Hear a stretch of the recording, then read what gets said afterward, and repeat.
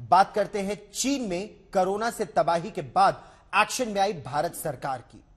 भारत सरकार कड़े कदम उठाने का ऐलान करने वाली है। केंद्र सरकार जल्द ही कोरोना को लेकर गाइडलाइंस भी ला सकती है। केंद्रीय स्वास्थ्य मंत्री मनसुख मांडविया की राज्य के स्वास्थ्य मंत्रियों के साथ एक बेहद महत्वपूर्ण बैठक शुरू हो गई है।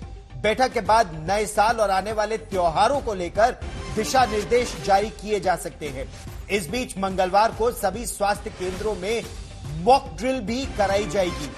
कोरोना जैसे किसी भी हालात से निपटने के लिए किस तरह की तैयारियां अलग अलग अस्पतालों की है, राज्यों की है, उसका जायजा भी लिया जा रहा है। मनसुख मांडविया जल्द ही इंडियन मेडिकल एसोसिएशन आईएमए और डॉक्टरों के अलग अलग संगठनों से बात भी करेंगे।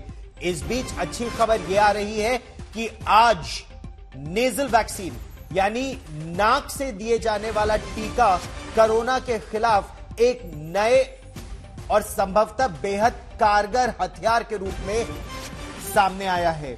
इसका इस्तेमाल बूस्टर डोज या प्रिकॉशन डोज के तौर पर किया जाएगा। और मेरी सहयोगी मिलन शर्मा ज्यादा जानकारी के साथ अब हमारे साथ जुड़ रही है। मिलन, किस तरह की तैयारियों की समीक्षा की जाएगी जब केंद्रीय स्वास्थ्य मंत्री और राज्य के स्वास्थ्य मंत्री मिल रहे हैं, और ये जो नेजल वैक्सीन है, जो नेजल प्रिकॉशन डोज है, ये कितना बड़ा हथियार है?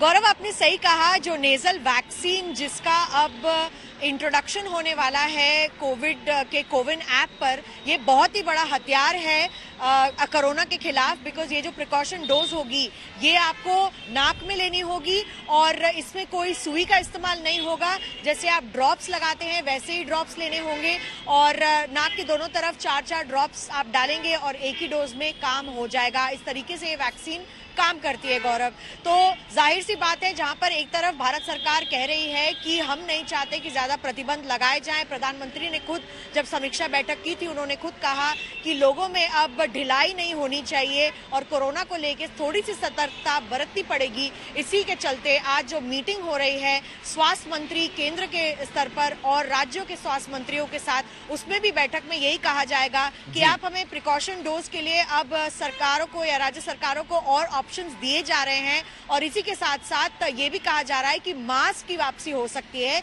लेकिन कोई ऐसे कड़े प्रतिबंध गौरव हमें लगते हुए इस वक्त दिखाई नहीं दे रहे हैं। ठीक मिलन, ये जो नेजल वैक्सीन है या नाक में जो 4-4 बूंद डाली जाएगी, ये केवल अस्पतालों में डाली जाएगी, केवल निजी अस्पतालों में, और क्या इसकी कोई लागत भी है और कितने समय तक ये कारगर होंगे?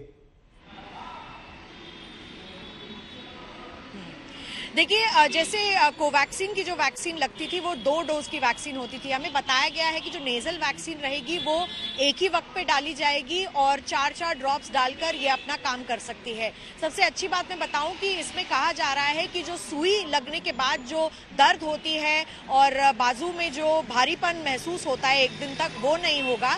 और इसकी जो लागत है, मूल दाम जो है, इस पर अभी भारत सरकार और भारत बायोटेक के बीच बातचीत जारी है। लेकिन ये निजी अस्पतालों में और सरकारी वैक्सीन केंद्रों में भी उपलब्ध करवाई जाएगी लोगों के लिए। और निश्चित रूप से सरकार की तरफ से ये प्रयास रहेगा कि इस वैक्सीन का दाम कम से कम हो, ताकि जितने भी भारतीय हैं जो अपनी तीसरी डोज अभी तक नहीं लगा पाए हैं 18 वर्ष से ऊपर, उनके लिए ये एक ऑप्शन रहे। और इसी के चलते कोविन में ऐड होने के बाद आप स्लॉट बुक करके वैक्सीन के लिए लगवा सकते हैं। और जो मूल दाम है उस पर चर्चा अभी जारी है। कुछ ही दिनों में इसके बारे में भी पता चल जाएगा। मिलन, इस जानकारी के लिए धन्यवाद। इस बड़ी खबर पर रखिए नजर।